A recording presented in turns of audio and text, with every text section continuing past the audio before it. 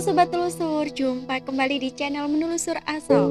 Kali ini kita akan bahas sejarah Waduk Wadas Lintang. Tapi sebelum kita mulai, jangan lupa klik tombol like-nya. Dan bagi yang belum subscribe, subscribe terlebih dahulu. Pastikan untuk loncengnya selalu tetap aktif ya Sobat. Oke, kita lanjut dengan liputan kami tentang Waduk Wadas Lintang.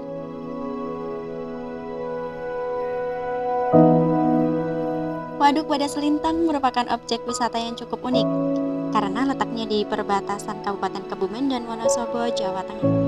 Daerahnya berudara sejuk dengan panorama alam pegunungan di sekitarnya yang begitu alami, sehingga cocok sebagai tempat rekreasi bagi kaula muda maupun keluarga. Waduk Wadas Lintang dibangun pada masa pemerintahan Presiden Soeharto dengan waktu pengerjaan selama 7 tahun. Yaitu dari tahun 1982 sampai 1988. Demi pembangunan waduk ini, 9 desa harus dikorbankan dan warganya yang harus berpindah dari desa asal. Waduk Wadas Lintang dibangun cukup lama, sekitar 7 tahun. Arealnya di lembah yang cukup curam, tapi pemandangannya mengasihkan.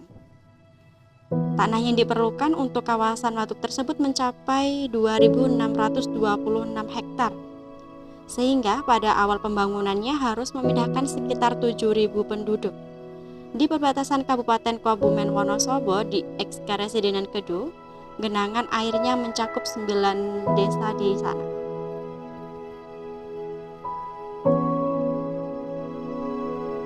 Waduk Wadas Lintang dilaksanakan oleh kontraktor Hydro Research Corporation Filipina bekerja sama dengan PT Brantas Abipraya. Mulai dikerjakan tahun 1982 dan diresmikan oleh Presiden Soeharto awal tahun 1988. Konstruksi beton bendungan tersebut dikagumi banyak pakar dari negara asing dan diproyeksikan mampu berusia sampai sekitar 200 tahun. Waduk Wadas Lintang termasuk cukup dalam, tinggi bendungan 116 meter, lebar 10 meter, dan panjang 650 meter, berisikan air maksimal 443 juta meter kubik. Kini Waduk Wadas Lintang benar-benar tidak saja berfungsi sebagai tempat wisata, tetapi juga bisa dimanfaatkan untuk olahraga air, serta yang lebih utama manfaatnya di bidang irigasi. Sebab waduk tersebut mampu mensuplai kebutuhan irigasi bagi areal persawahan di daerah Kebumen, Purworejo seluas 30.345 hektar sepanjang tahun. Dampak langsung mampu memberikan tambahan hasil sekitar 210.000 ton beras setahun. Di samping itu, Waduk Wadas Lintang kini menghasilkan listrik 16 MW, sedang transmisi jaringan lebih kurang dari 30 km. Masalah erosi tak begitu menjadi ancaman, lantaran sekitar waduk merupakan tanah pegunungan yang hijau. Belum lagi hasil ikan, karena di sana juga dimanfaatkan untuk budidaya ikan. Pada proses pembangunannya ternyata memiliki cerita tersendiri. Cerita ini terkumpul dari informasi-informasi dan pengalaman masyarakat yang mengalami pada masa itu. Dalam kurun waktu 7 tahun, terdapat banyak pekerja, bahkan hingga ratusan yang meninggal pada saat pembangunan waduk. Pekerja yang tewas dalam pembangunan ini ternyata tidak hanya orang Indonesia, tetapi juga orang-orang berkebangsaan Filipina. Konon, setiap pekerja yang meninggal tidak dikuburkan, tetapi dijadikan tumbal dan ditanamkan dalam konstruksi pembangunan bendungan. Hal tersebut konon dilakukan agar bangunan semakin kuat.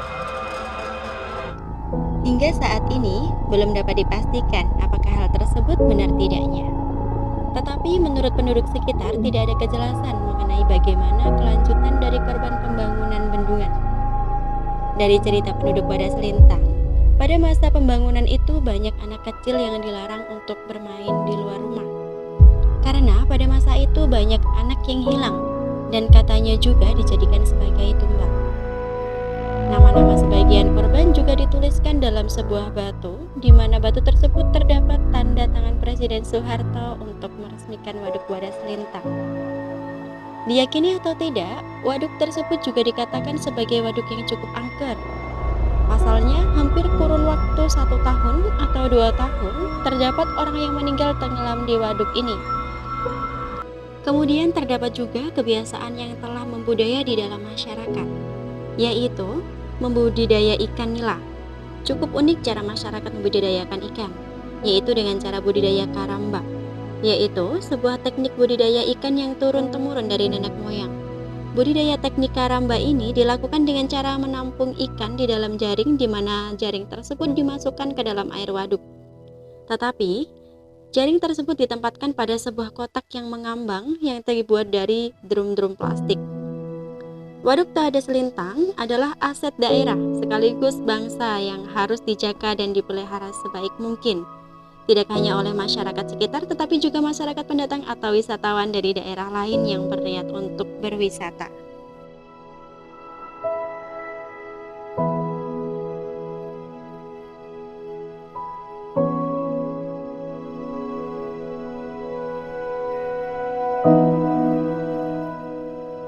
Demikian sejarah singkat Waduk Wadas Selintang versi Telusur Van Java. Sampai jumpa di penelusuran kami selanjutnya.